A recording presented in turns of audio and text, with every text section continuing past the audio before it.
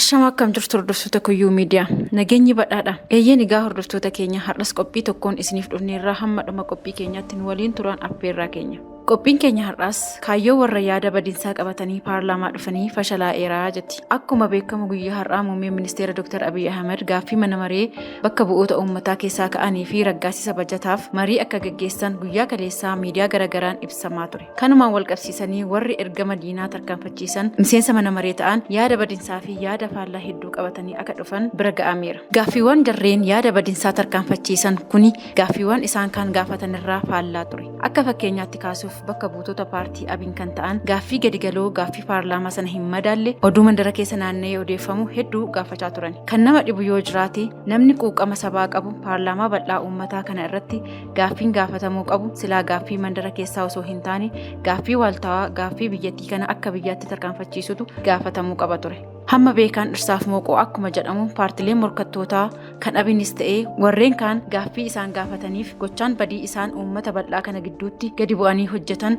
gochaa uummata kamuu bakka hin buunedha. Gaaffii paarlaamaa kan hin madaalle akkuma gaafatan hojii uummata kana hin ibsine hedduu hojjechaa oolu. Yaada jara kanaa kan hubachuu danda'u hojjaa isaan uummata kanaaf hojjetanii fi gaaffii dhugaarraa fagaate yaada dharaa baatanii deemuu isaanii warra hubate qofaadha. Jarri abiinis taatee warri umurii isaanii mootummaa ce'umsaa faarsaa barri itti darbe kuni akkuma yeroo kaan isiniin jennu faayidaa dhuunfaa dhimma kiisii isaanii dhimma ijoollee fi niitii isaanii ijoolleen haadha hiyyeessaa yeroo luka qullaa deemanii baratan dheebotanii beelaan waxalaman isaan garuu uummataa fi uummata gidduutti abidda qabsiisanii dhiiga namaa dhangalaasisaa kanfaltii doolaaraan isaaniif kaffalamu ilmaan isaanii Awurooppaa fi Ameerikaatti barsiifatu. Kan haadhatti bartee amaatitti akkuma jedhamu gochaa isaanii miidiyaan uummataan wal ficcisiisaa oolan har'as wal ijaaranii paarlaamaa irratti kana jennee kana gaafanne jedhanii kaffaltii isaanii doolaara Ameerikaa fi Gibxi irraa argamu ol guddifachuuf gaaffii gadigaloo isaanii yeroo gaafachuu eegalanitti ilmi abbaa gadaa Dr. Abiy Ahmed gaaffii isaanii fi shira isaan yaadan harkatti kuffisuu danda'eera.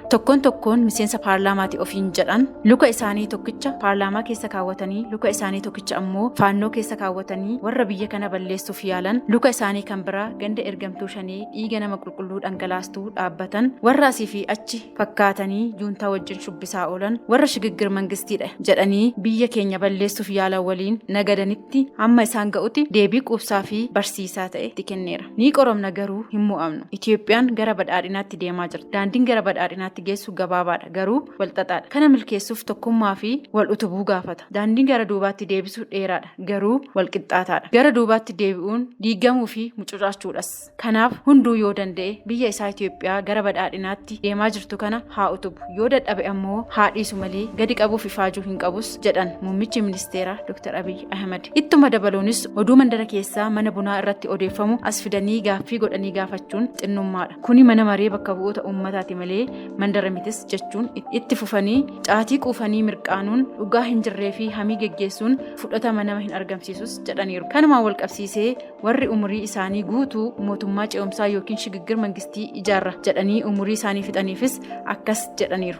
Bara dargii irraa eegalanii hanga har'aatti mootummaa ce'umsaa faarsuu malee mootummaa ce'umsaa ijaaranii hin beekani. Har'as ijaaruu hin danda'an. Sababiin isaas jarri akkas jedhan kuni biyya bulchuun haa hafuutii ganda tokko bulchanii waan hin beekneef ammas mootummaa ce'umsaa ijaaruu hin danda'anii jechuun hundumtuu garaa isaanii akka kutatanii fi namni biyya isaaf oogu Itoophiyaa gadi harkisuu dhiisee akka utubuuf deebii quubsaa kennanii jiru. Kanaaf hunduu yoo danda'e biyya isaa Itoophiyaa gara badhaadhinaatti imalaa jirtu haa utubu. Diinni keenya akka diigamnuu fi wal miinu waan barbaaduuf kanaaf daandii banuu hin qabnus jedhaniiru. Hordoftoota keenya kabajamoo waan nu hordoftaniif galatoomaa siniin jechaa hanga qophii biroo walitti deebinuti nagaan nuuf turaa siniin jenna. Kuyyuu Miidiyaa laayik sheer gochuun hin dagatinaan dhaamsa keenya.